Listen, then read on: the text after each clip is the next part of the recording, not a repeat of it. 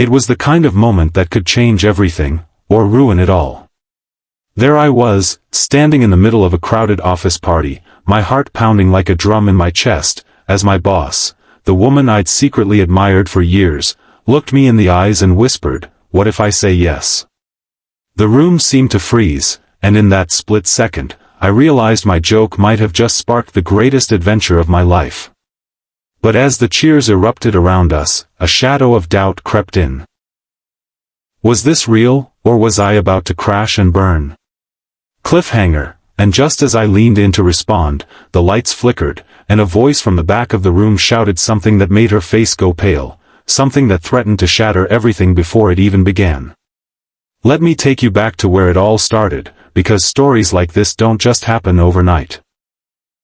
My name is Alex Thompson, and I'm your average guy in his early 30s, working as a marketing coordinator at a mid-sized tech firm in Seattle.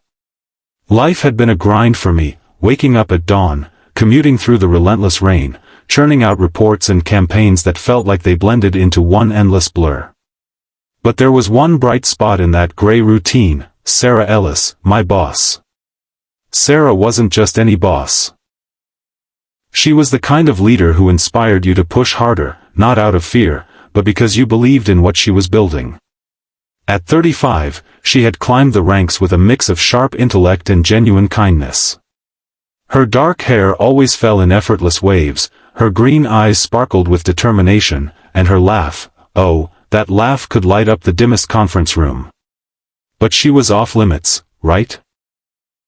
Company policy frowned on office romances, and besides, I was just the guy who fixed the coffee machine when it jammed. My birthday fell on a Friday that year, and the team had thrown together a casual office party. Balloons bobbed lazily from cubicle walls, a sheet cake sat on the break room table with, "Happy Birthday, Alex," scrawled in uneven frosting, and someone had even brought in a playlist of cheesy 80s hits. I wasn't expecting much. Just a few high fives and maybe a gift card to the local coffee shop. But as the afternoon wore on, Sarah pulled me aside with a mischievous grin. "Hey, birthday boy," she said, handing me a small wrapped box. "Open it later. It's nothing fancy, but I thought you'd like it." I chuckled, feeling a flush creep up my neck. "Thanks, Sarah. You didn't have to." She waved it off. "Of course I did. You're one of the best on the team. Now, make a wish before we cut the cake." The group gathered around, singing off-key as I blew out the candles. In that moment, buoyed by the camaraderie and maybe a sip too much of the punch, I decided to crack a joke. Leaning toward Sarah, who was standing right next to me, I said with exaggerated drama, "For my birthday wish, Sarah, will you marry me?" The room erupted in laughter. I expected her to roll her eyes or playfully shove me. Instead, she tilted her head, her lips curving into a soft smile. "What if I say yes?" Time stopped. The laughs faded into awkward murmurs. My mouth went dry. Was she serious? Or was this her way of turning the joke back on me?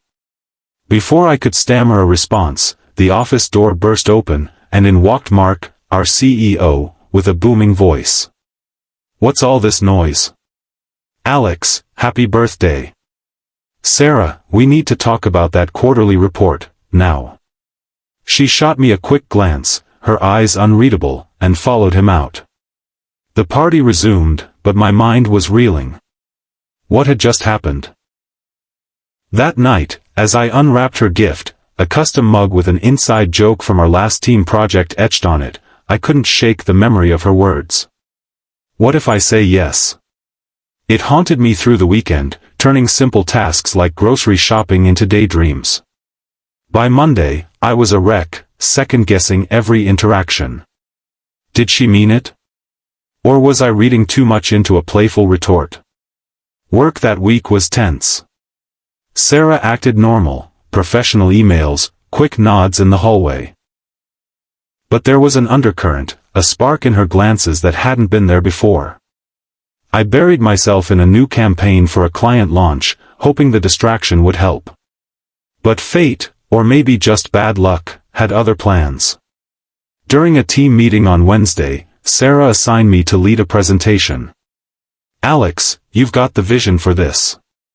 Nail it, and it'll be a game changer." Her praise felt personal, loaded. After the meeting, as everyone filed out, she lingered. "About Friday." She started, her voice low. My heart raced. "Yeah." But before she could continue, her phone buzzed. "Emergency client call. Rain check?" I nodded, deflated. That rain check stretched into days. We crossed paths in the kitchen, exchanged small talk about the weather or weekend plans, but the unspoken hung between us like a fog.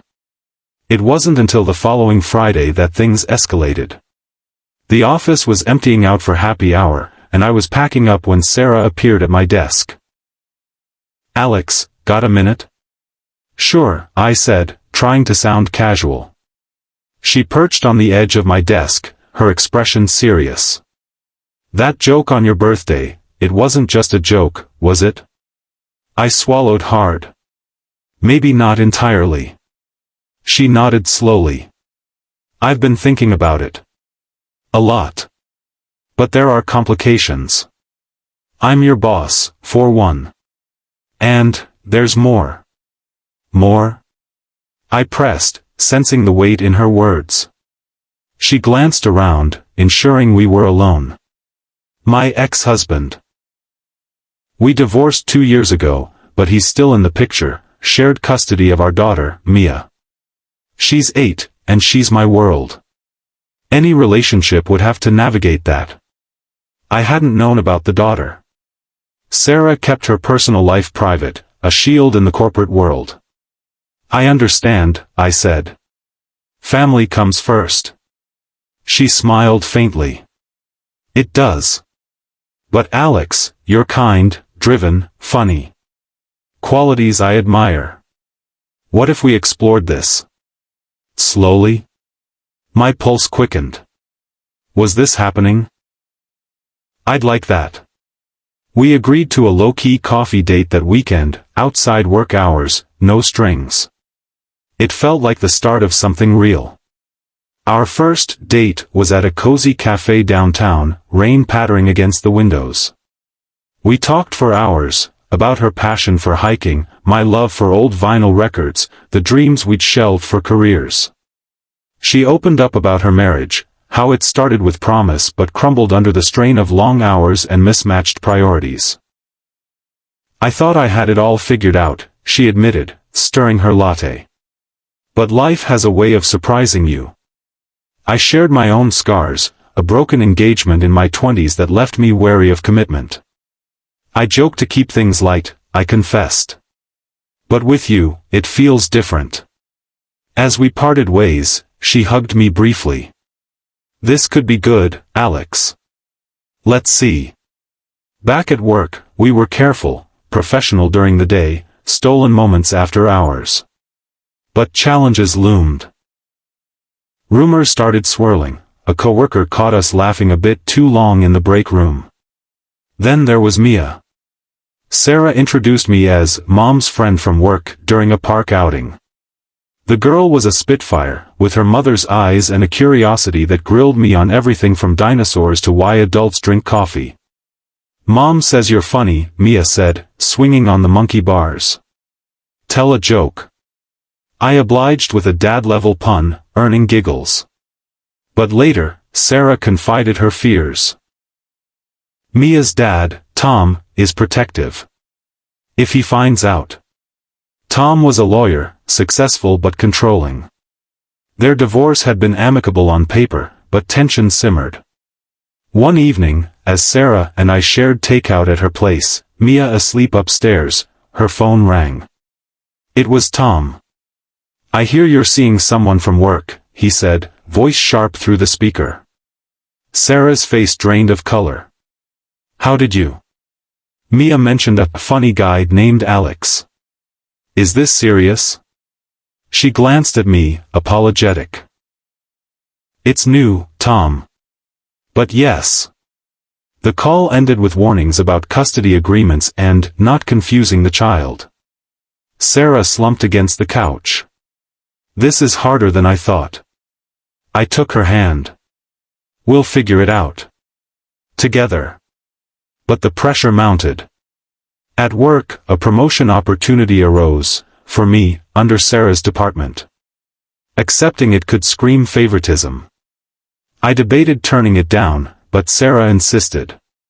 "You earned it, Alex. Don't let us hold you back." I took the role, but whispers grew. During a team retreat, a jealous colleague confronted me. "Sleeping your way up? Classy." It stung, chipping at my confidence. Sarah faced scrutiny too, anonymous complaints to HR about inappropriate dynamics. We hit a breaking point one night, arguing in her kitchen. "This is tearing us apart," she said, tears welling. "Maybe we should stop." My chest ached. "Is that what you want?" "No," she whispered. "But I can't lose Mia. Or my job." Cliffhanger. Just then, a knock echoed at the door, Tom, unannounced, with a look that screamed confrontation. What he said next could end it all. I opened the door cautiously, Sarah behind me wiping her eyes. Tom stood there, rain-soaked, holding a folder. "We need to talk. All of us." He stepped in, eyeing me warily. "You're Alex, I presume?" I nodded, extending a hand he ignored. We sat in the living room, tension thick as fog. Tom laid out his concerns. Stability for Mia, potential legal snags if things went south. "Sarah, you're risking everything for this?"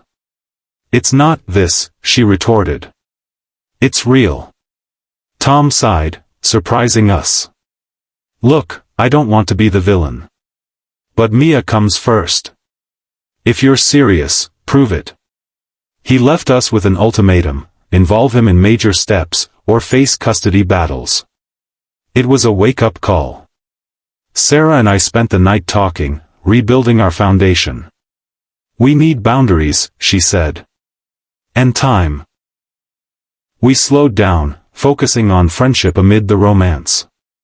I bonded with Mia over board games and zoo trips, earning her trust, and Tom's reluctant respect. At work, we disclosed our relationship to HR, navigating policies with transparency. It wasn't easy, I faced sidelong glances, Sarah dealt with extra oversight. But we persevered. Months passed. Our love deepened through small acts, notes in lunch bags, weekend getaways. Challenges came in waves. A work crisis where Sarah had to critique my project harshly, testing our professionalism. We argued, made up, grew stronger. One evening, as we watched the sunset from a hilltop trail, Sarah's favorite hike, I got down on one knee. No joke this time. "Sarah, will you marry me? For real?" She laughed through tears. "What if I say yes?" "You already did, in a way," I said. "But let's make it official." She said yes, and the world felt right. Our wedding was intimate, with Mia as flower girl and even Tom in attendance, a symbol of healed wounds.